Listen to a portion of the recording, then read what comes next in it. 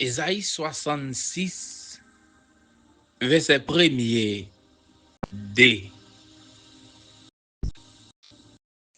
C'est bon Dieu qui a gouverné toute nation. Mais ça, Seigneur a dit encore, ciel là, c'est fauteuil côté moi chita. Terre, c'est petit banc pour me longer pied. Qui qualité caille nous t'a ka bâti pour moi? Qui côté nous t'a ka bon moi pour me poser comme? C'est moi-même qui fait toute bagaille ça yo ak même moi. C'est pour moi yo tout yé. C'est Seigneur même qui dit ça. Moun qui fait plaisir, c'est moun qui pa gen l'orgueil dans cœur yo. C'est moun qui regrette ça yo fait qui mal.